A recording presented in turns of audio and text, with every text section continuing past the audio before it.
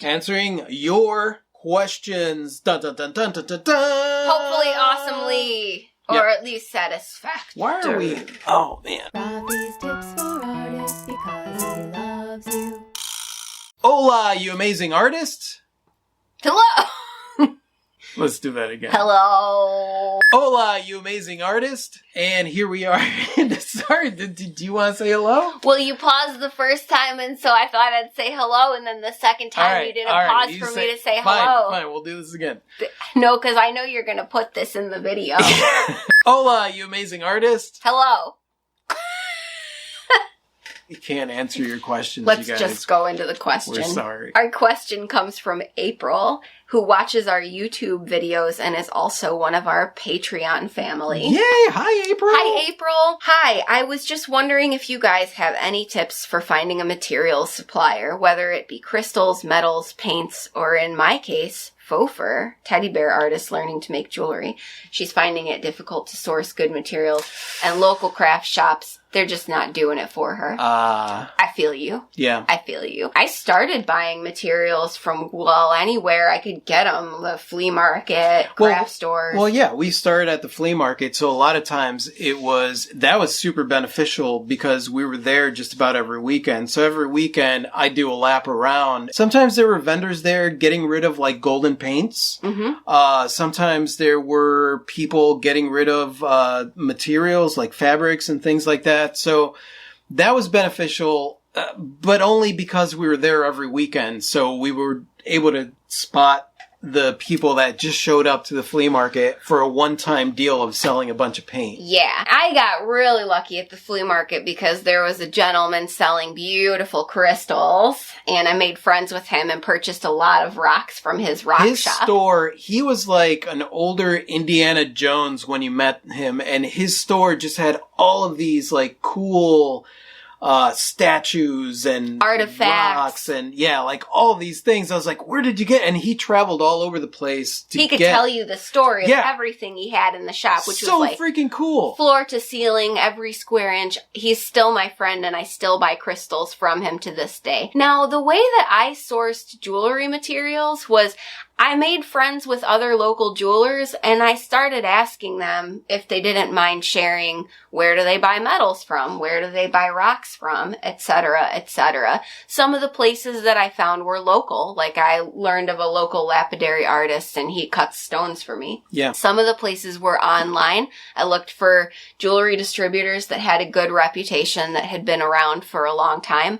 Placed a small order to see how I felt about it. But I also wanted to say, we are building a resources page on our website. We don't have that on there right now because right now we are focused on the COVID-19 resources for artists. As far as finding resources, like for faux fur, but that wouldn't be something that I'm searching unless I decide to create a sculpture with fur. Either way, so like...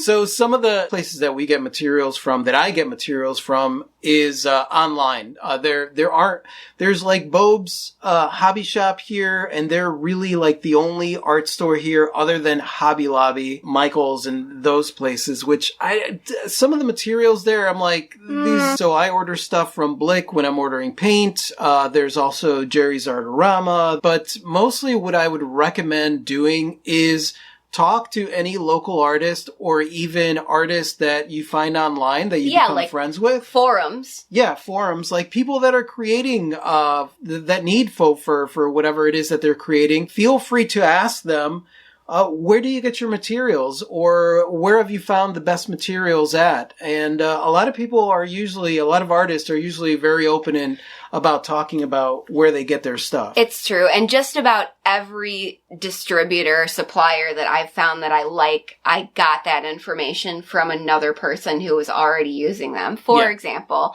I just found a wool supplier for the Furia goggles, and I found her through my needle felting class that I took from a fellow artist. Yeah. And actually, if you guys want to know that, that's Serafina Fiber Arts, and she also has a YouTube channel. Yeah, so a lot of it is just word of mouth. Yeah, word of mouth. really, Honestly, that's the best way, because you could go online and look at reviews and look at stuff.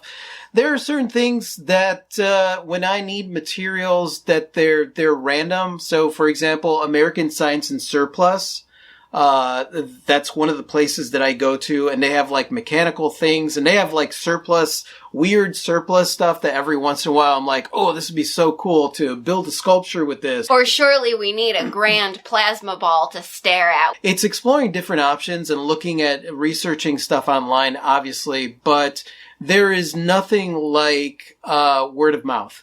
Yeah. So that would be my advice.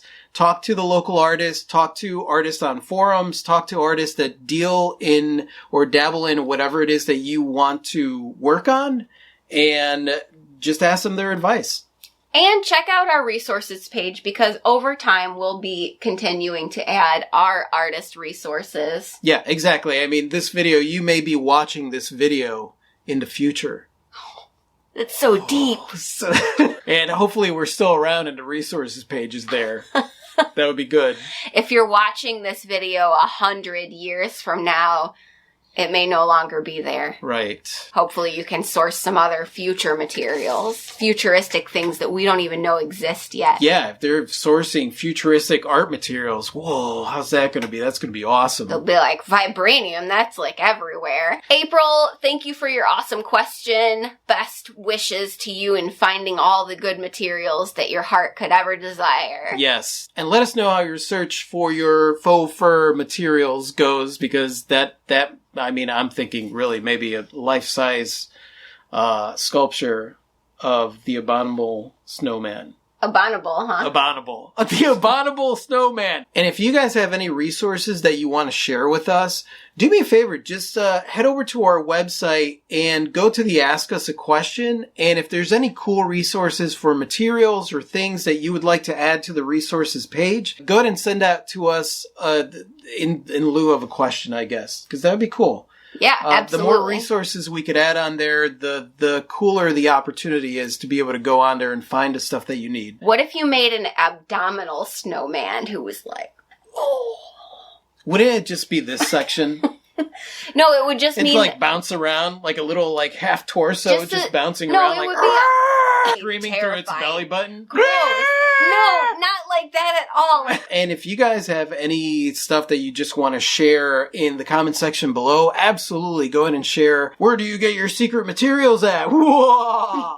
Obviously the secret location. Yeah, you could add those secret locations in the comment section below. And thank you so much for watching, you guys. You guys are absolutely freaking amazing. I totally adore you. And if you like this and you want to watch more like this, just click right over here to subscribe. And that's it. Say goodbye, Clee. Good day. Adios.